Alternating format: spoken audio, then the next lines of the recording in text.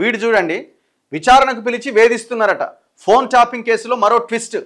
సుప్రీంకోర్టులో ప్రభాకర్ రావు పిటిషన్ వేసిండు. తాత్కాలిక రక్షణను తొలగించాలని కోర్టును కోరబోతున్న సిట్. ఇప్పుడు వీడికి ఉన్న అవకాశం ఏంటంటే ఆగస్టు 5వ తేదీలోపుగా అరెస్టు చేయొద్దని గతంలో సుప్రీంకోర్టు ఒక రక్షణ కల్పించింది. అందుకే ఆ రక్షణ కల్పించిన నేపథ్యంలోనే అమెరికా నుంచి హైదరాబాద్లో వచ్చిండు. వచ్చిన తర్వాత సిట్ విచారిస్తున్నది. విచారిస్తుంటే విచారణకు పిలిచి వేధిస్తున్నారట. అంటే అడ్వకేట్లను పెట్టుకొని సీసీ కెమెరా ఫుటేజ్ వీడియోల్లోనే విచారణ చేస్తూ బయట మీడియా ఏం వేధిస్తారండి? ఈయన 3rd డిగ్రీ ప్రయోగించిరా? మరి నువ్వెవరు ఎంతమంది జీవితాలను ఆగం చేసినవరా భయ్?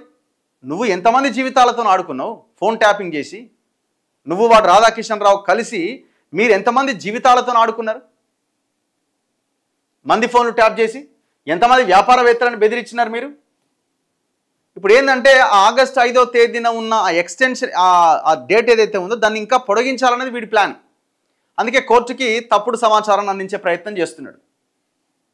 అసలు రేవంత్ రెడ్డి మరి విచారణ ఏడి తీసుకుపోతుండో ఏమో మనకైతే అర్థమవుతలేదు. ఫోన్ ట్యాపింగ్ కేసు మలుపులు తిరుగుతున్నది. విచారణకు పిలిచి సిట్ అధికారులు తనను వేధిస్తున్నారంటూ ఎస్ఐబి మాజీ చీఫ్ ప్రభాకర్ రావు సుప్రీంకోర్టులో పిటిషన్ దాఖలు చేశారు. పదే పదే సిట్ కార్యాలయానికి పిలిపిస్తూ గంటల తరబడి కూర్చోబెడుతున్నారట. కూర్చోబెట్టకపోతే నిన్నేమన్నా బెడ్ వేసి పండుకోబెడతారా? నువ్వు చేసిన పని ఏంది అంటే కూర్చోబెడుతుండడమే వేధింపు అయితే, ఇప్పటికే క్యాన్సర్తో బాధపడుతున్న తాను దీనివల్ల ఇబ్బంది పడాల్సి వస్తుందని పేర్కొన్నారు. మరి ఫోన్లు ట్యాప్ చేసేటప్పుడు, మంది సంభాషణలు వినేటప్పుడు నాకు క్యాన్సర్ వచ్చింది, నేను రేపు మాపో సస్తా, సచటోనికి ఇదంతా పని ఎందుకు, నాకు దొంగ పని అని ఆనాడు ఎందుకు అనుకోకపోతే?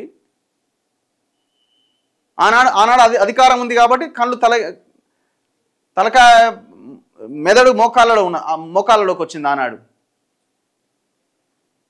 ఆగస్టు 5వ తేదీ వరకు ప్రభాకర్ రావును అరెస్టు చేయొద్దంటూ కల్పించిన రక్షణ తొలగించాలని సిట్ అధికారులు సుప్రీంకోర్టులో పిటిషన్ వేయాలని నిర్ణయించారు. దర్యాప్తుకు ఆయన ఏమాత్రం సహకరించట్లేదని న్యాయస్థానానికి నివేదించబోతున్నారు.